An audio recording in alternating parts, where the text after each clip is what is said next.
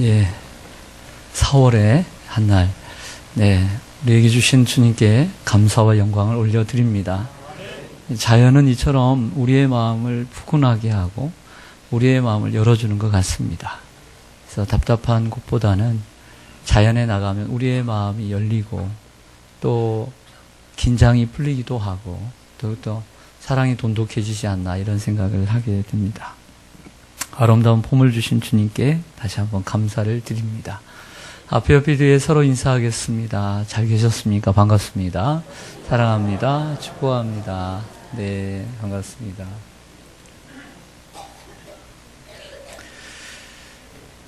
우리 20m 도로 독산동길에는 술집이 참 많이 있습니다. 우리 교회 앞에도 바로 술집이 있고요. 어느 교회 얘기인데 어느 교회 옆에 술집이 있었습니다.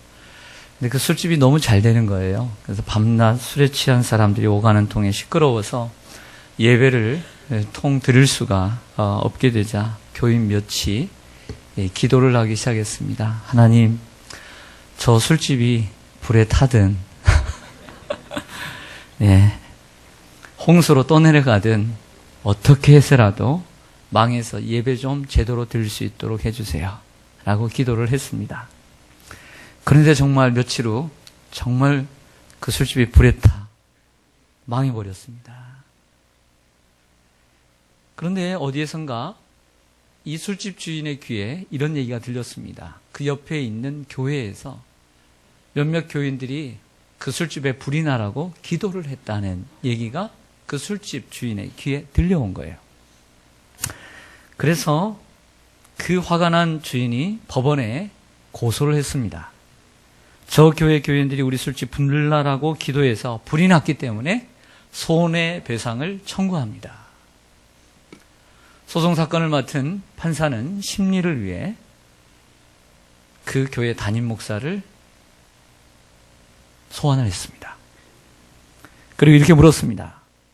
목사님네 교회 교인이 정말 이 술집에 불이 나라고 기도해서 불이 난 겁니까, 목사님? 라고 묻자 목사가 이렇게 대답을 합니다.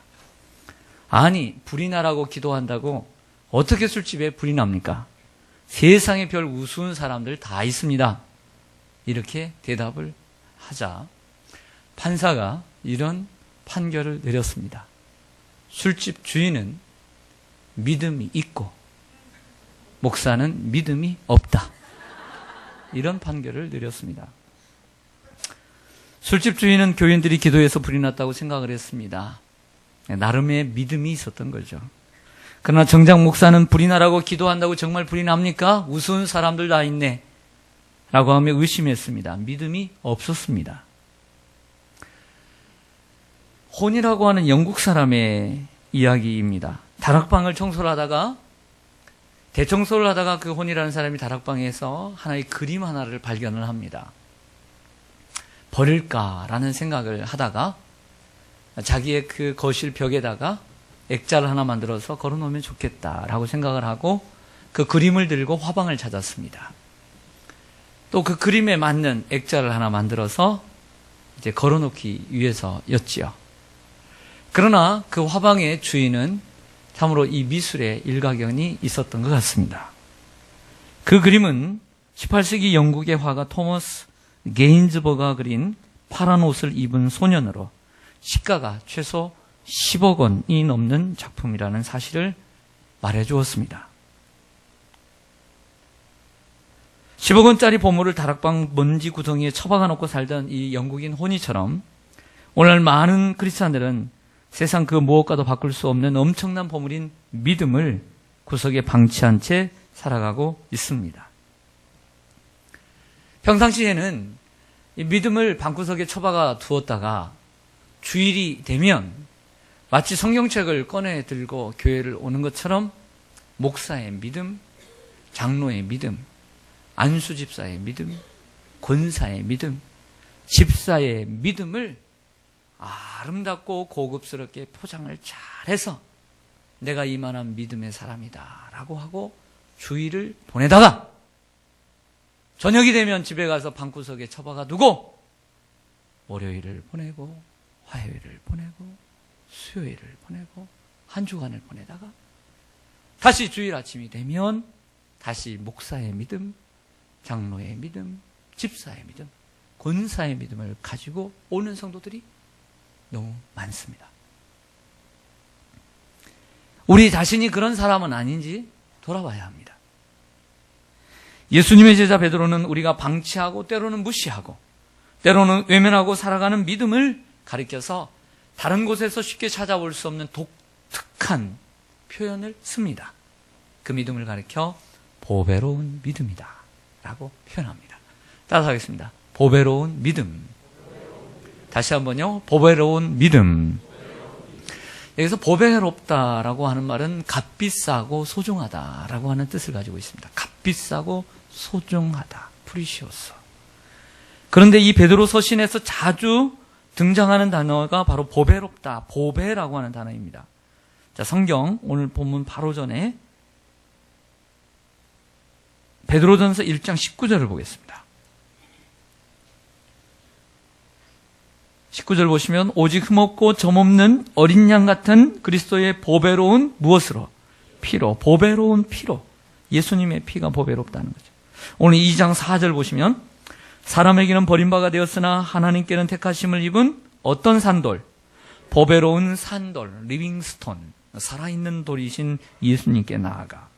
6절에 보시면 성경에 기록되었을 때 보라, 이사야의 말씀을 인용합니다. 내가 택한 보배로운 모퉁이 돌을 시온에 두노니 그를 믿는 자는 부끄러움을 당하지 아니하리라 하였으니 라고 말씀하고 7절에도 그러므로 믿는 너에게는 보배이나 믿지 아니하는 자에게는 건축자들이 버린 그 돌이 모퉁이의 머릿돌이 되었다 라고 얘기합니다. 자, 몇 장을 더 넘겨서 베드로의 두 번째 서신인 베드로 후서 1장을 보겠습니다. 네, 몇 장만 넘기시면 바로 나옵니다. 베드로 후서 1장 1절. 예수 그리스도의 종이며 사도인 시몬 베드로는 우리 하나님과 구주 예수 그리스도의 의를 힘입어, 대단히 중요한 단어입니다. 의를 힘입어 동일하게 어떤 믿음을? 보배로운 믿음을 우리와 함께 받은 자들이다. 즉 베드로 또한 보배로운 믿음을 가졌고 그리고 이 서신을 받는 사람들도 보배로운 믿음을 함께 받은 자들에게 편지를 한다라고 했습니다. 4절 보시면 이로써 그 뭐롭고 보배롭고 지극히 어떤 약속? 큰 약속을 우리에게 주사라고 했습니다. 저를 보시죠.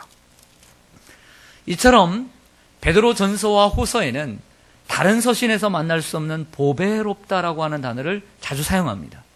그래서 저는 유독 베드로가 이 믿음을 표현할 때 보배로운 믿음이라고 하는 표현을 할 때 너무나 가슴 벅차게 말씀을 읽고 깨닫습니다. 무슨 얘기입니까? 이 말씀을 정리하면 이렇습니다. 예수님의 보혈이 귀하고 보배롭다는 거예요. 예수님의 보혈이. 할렐루야. 그리고 산돌이신 예수님이 보배롭다는 것입니다. 그리고 그 예수 그리스도를 통해서 하나님께서 우리 인간과 맺어주신 그 언약이 크고도 보배로운 약속이다 라고 말씀하는 것입니다. 그러므로 우리가 받은 믿음이 보배롭다. 할렐루야. 우리가 받은 믿음은 결코 시시한 것이 아니라 보배로운 것인 줄로 믿습니다.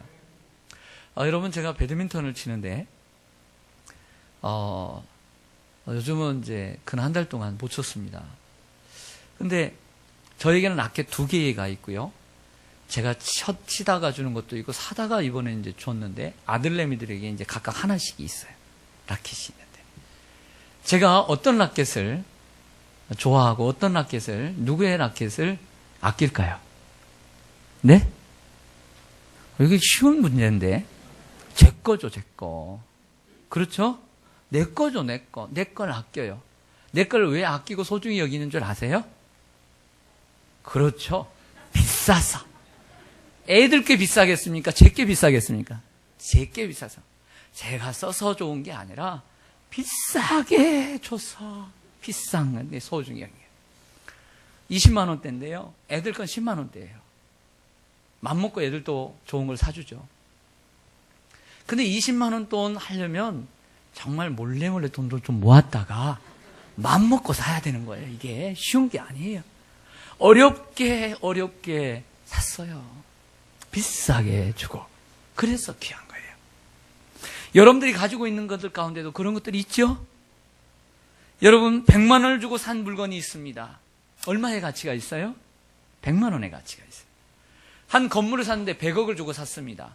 그 건물의 가치는 얼마예요? 100억이에요. 아무리 떨어져도 90억, 80억밖에 안 떨어져요. 올라가면 150 이상, 150억 이상 올라갈 수가 있는 거예요. 그렇다면 우리의 믿음은 얼마짜리일까요? 여러분들이 받은 믿음은 얼마짜리일까요?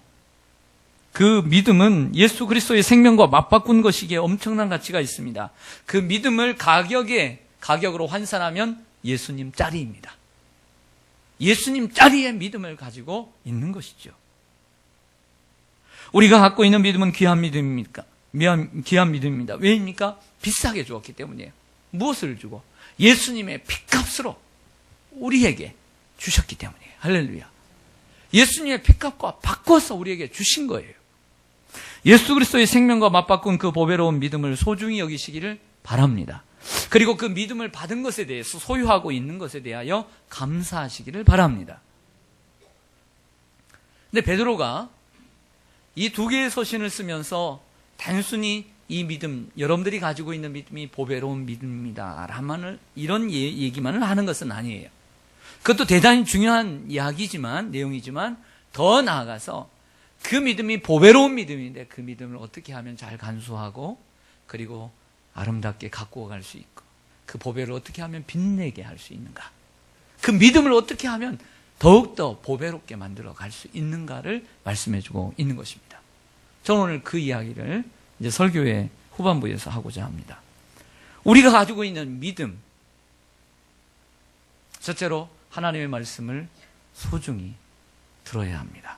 따라서 하겠습니다. 하나님의 말씀을 사모하고 들어야 합니다. 오늘 1절과 2절을 보겠습니다. 1절과 2절 제가 먼저 읽겠습니다. 그러므로 모든 악독과 모든 기만과 외식과 시기와 모든 비방하는 말을 버리고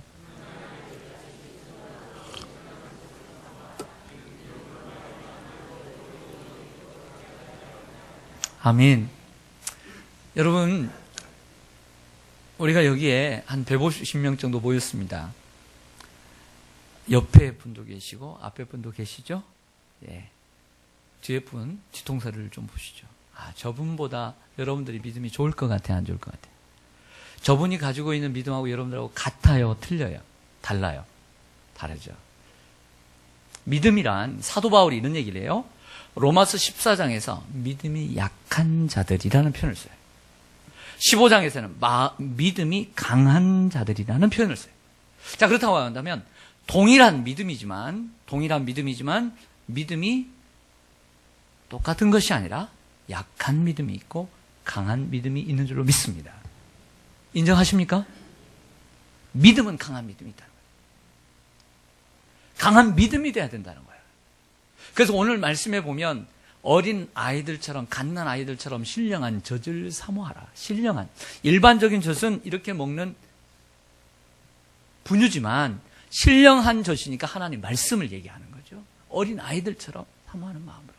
그러면서 2절 하반절에 뭐라고 얘기하냐면 그로 말미암아 너희로 구원에 이르도록 자라게 성장하게 하려 함이라. 할렐루야. 믿음은 성장하게 되어 있는 줄로 믿습니다. 그러나 저절로 성장하지 않아요. 여러분, 제가 지난주에 어떤 아기를 봤어요. 여러분들 오래전에 아기를 다 키워보시기도 하고 지금 아기를 키운 분도 있는데 돌을 맞이했는데 평소에 그런 애가 아닌데 짜증을 내고 울기 시작하는 거예요. 세 가지죠, 뭐. 세 가지. 아파서, 똥 싸서, 세 번째는 배고파서. 셋 중에 하나예요. 다른 거 없어요, 애들은. 아니면 졸려서. 그런데 보니까 할머니가 안고서 분유를 먹이는데 얼마나 먹는데 나중에 제가 한번 안으려고 보니까 땀이 날 정도로 먹었어요. 얼굴이 환해지고 웃기 시작해요. 할렐루야. 신령한 갓난 아이들처럼 먹는 거, 이렇게 먹는 거예요. 이렇게 먹는 거예요. 여러분, 믿음은 어디에서 나죠? 들음에서 납니다. 하나님의 말씀을 잘 듣고 자주 듣기를 소망합니다. 그럼 믿음이 자라게 되어 있어요. 이게 일반적인 원리입니다. 그런데 다 그렇지만은 않아요. 예를 들어서 우리 여러분들의 자녀 손자들이 학교를 갑니다. 이번 주에 다 중간고사 기간인데 학교를 가서 공부를 합니다. 그런데 애가 결석도 안 하고 1년 열심히 다녔어요. 그리고 성적이 잘 안 나오길래 물어봤더니 뭐라고 얘기하냐면 이렇게 얘기합니다. 너 졸았니? 학교에서 졸니? 그러니까 안 졸대요. 안 졸고 열심히 선생님의 말씀을 들었으면 성적이 올라야 돼, 안 올라야 돼요? 올라야 되죠. 그게 정상인데 학교도 다녔어요. 안 졸았대요. 그런데 성적이 안 올라가. 왜 그럴까요? 물어봤더니 그래요. 안 졸긴 안 졸는데 딴 생각한대요. 얼마나 솔직해요. 여러분도 눈을 저를 바라보고는 있지만 생각은 외출해 있어요. 저 멀리. 세상에서 가장 멀리까지 가는 게 뭔지 아세요? 생각이에요. 비록 여러분들이 외국에 나가 있지 않아도 지금 미국에 갈 수 있어요. 달나라에 갈 수 있어요. 세계 땅끝까지 갈 수 있는 거예요. 그게 생각이에요. 생각의 길이는 제일 먼 거예요. 하나님의 말씀을 자주 듣는다고 대체적으로는 그렇게 믿음이 좋아지지만 그래서 다 믿음이 좋아지는 게 아니에요. 어떻게 듣느냐가 중요한 거예요. 학교를 항상 결석 안 낸다고 해서 출석한다고 해서 좋아지는 게 아니라 선생님의 하시는 그 수업을 어떻게 듣느냐가 중요한 거예요. 할렐루야. 그러면 애들 다 성적 좋아지죠. 그렇지 않아요. 다 딴짓하고 딴 생각하고 그러니까 그런 거예요. 휴대폰 보고 마음에는 휴대폰에 있고 그렇기 때문에 안 되는 거예요. 그렇지 않을까요? 적어도 수업 시간에 선생님이 하시는 말씀을 잘 듣기만 하면 저는 중상위권은 간다고 저는 생각해요. 열심히 들으면. 신앙도 마찬가지입니다. 예배를 잘 드리는데 믿음이 성장하지 않는다. 어떻게 듣느냐를 점검해 봐야 돼. 어떻게 예배를 드리느냐. 대단히 중요합니다. 예를 들어 우리 교회 식당에 모니터를 두었습니다. 오늘 식당에서 수고하는 15구 역식구들 일부 예배 다 나오셨더라고요. 예배를 드리는데 그런데 너무 바빠서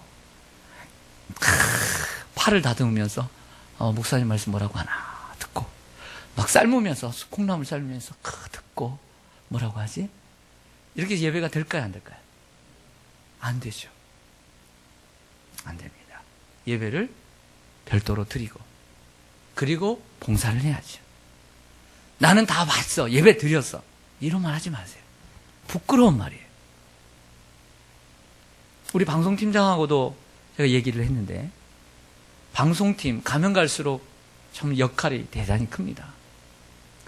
그런데 방송팀에서 방송을 조율을 하고 또 성가대에 가면 성가대에 맞춰야 되고 대단히 신경이 많이 쓰는데 방송팀에서 예배를 드리는 것이 온전한 예배가 되어질까요? 안 될까요?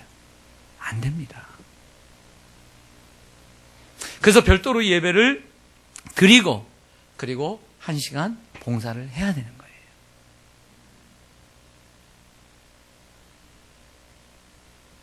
여러분 그렇게 하시기를 소망합니다.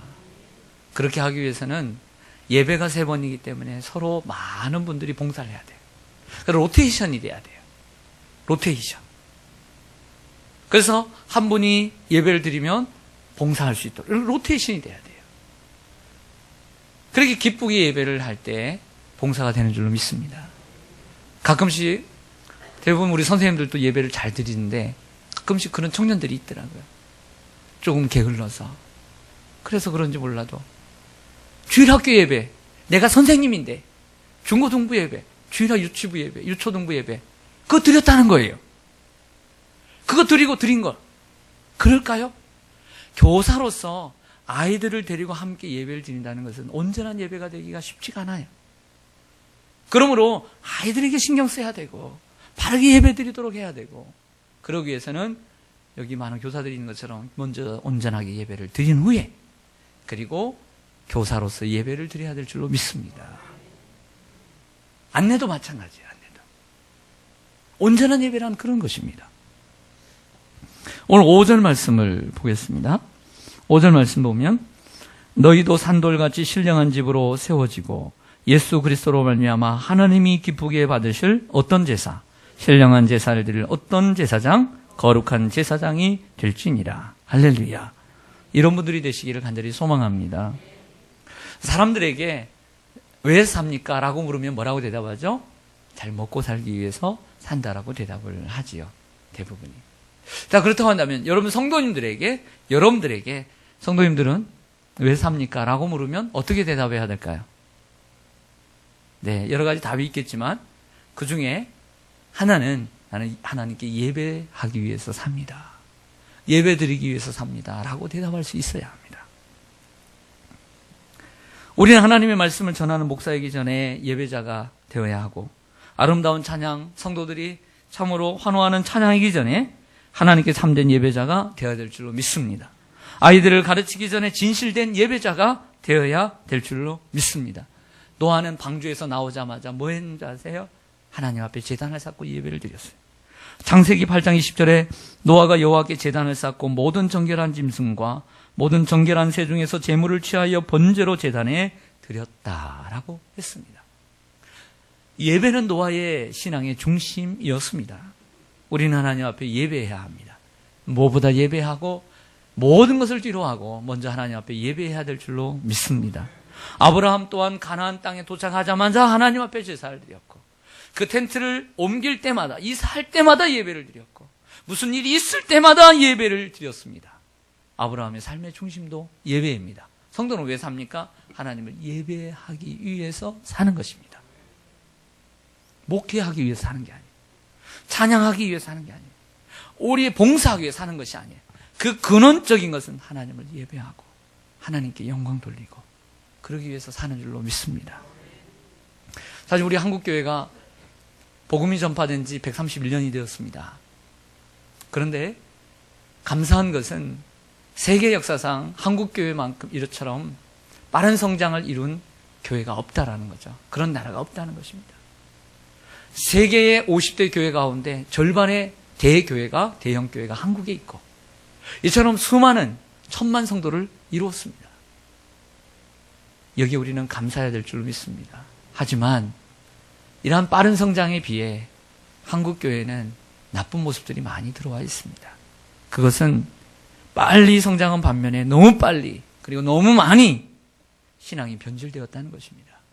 예배의 신앙이, 주의를 지키는 신앙이, 성경 중심, 교회 중심적인 신앙이 서구는 그래도 몇백 년을 이어가는데 그 다음에 변질되어 가는데 우리 한국교회는 너무 빨리 성장을 하고 너무 빨리 변질되어 가고 있다고 하는 것이죠. 너무 세속화되어 가고 있다. 여러분 일이 있을 때마다 예배하시길 바랍니다. 왜? 우리는 예배하기 위해서 사는 거기 때문에.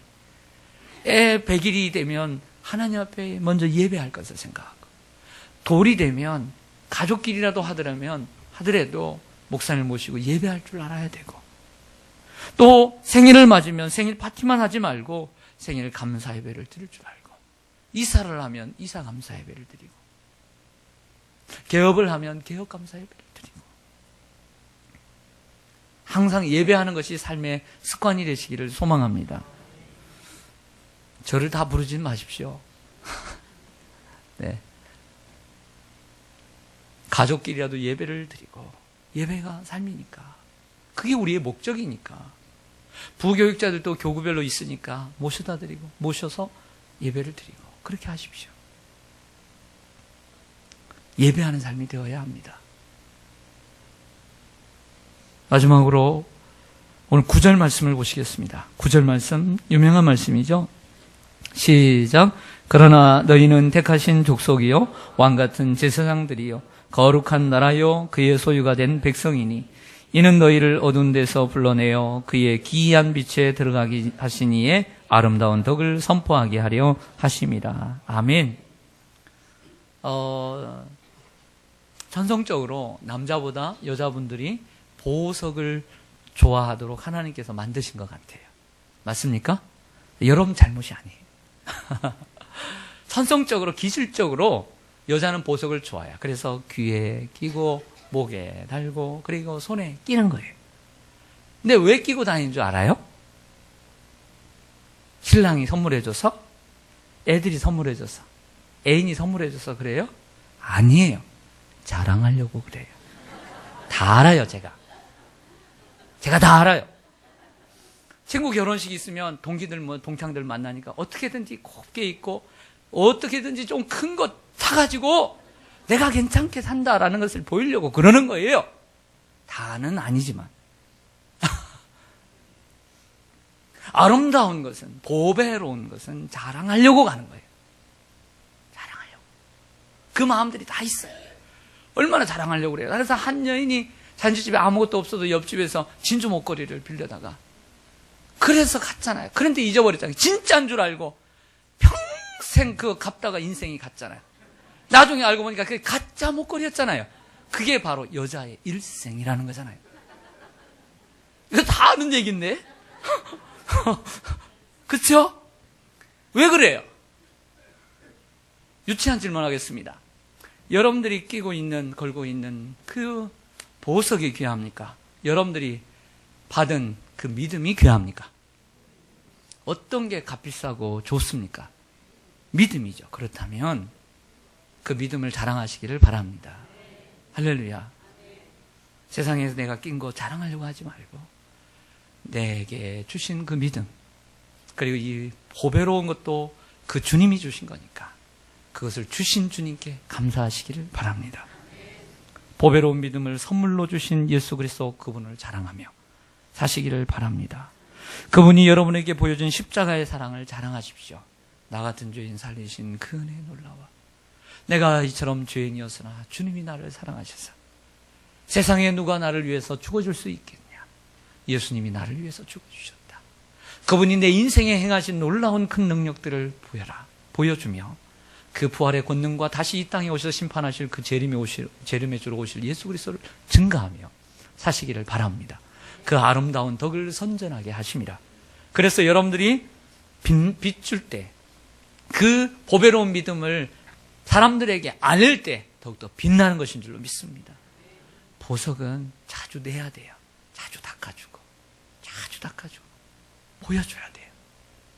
여러분들에게 있는 그 믿음, 그냥 사람들에게 보기 좋은 믿음이 아니라, 그리고 보여주는 믿음이 아니라 주일에만 다시 포장해서 와서 보여주고 나이기처럼 보기 좋은 믿음으로 사람들에게 보이지 말고, 진정으로 믿음을 보일 때는 교회가 아니요, 진정으로 믿음이 좋아야 할 곳은 바로 월요일에 믿음을 보이고, 화요일에 믿음을 보이고, 수요일에도, 목요일에도, 금요일에도, 토요일에도, 그리고 가정에서도, 직장에서도, 학교 교실에서도, 사업장에서도, 운전을 하는 그 차 안에서도 모든 곳에서 그 믿음을 보이며 살아야 될 줄로 믿습니다.